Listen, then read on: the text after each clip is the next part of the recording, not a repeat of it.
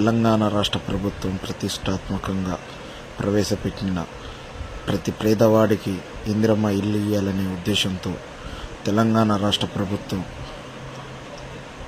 కనీసం 400 ఎస్ఎఫ్టీ ఉండాలనే ఉద్దేశంతో 2 మోడల్స్ ఇల్లు నమూనా చిత్రాలను ప్రవేశపెట్టడం జరిగింది. అందులో మొదటిగా స్క్వేర్ రూపంలో వెడల్పు తక్కువగా ఉండి లోతు ఎక్కువ ఉండే స్థలాలకి ఇప్పుడు మీరు ఏదైతే చూస్తున్నారో మొదటి నమూనా చిత్రము, ఈ విధంగా మీరు ఇల్లు నిర్మించుకోవచ్చు.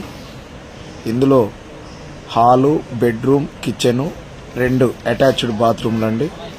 అలాగే అవుట్ సైడ్ స్టైర్ కేస్, అలాగే ముందు అంటే ఫ్రంట్ సైడ్ గార్డెన్ టైప్లో మనం ఇల్లు నిర్మించుకోవచ్చు. టోటల్గా ఈ ఇందిరమ్మ ఇంటికి అవసరమైన స్థలము 75 గజాలు మాత్రమే.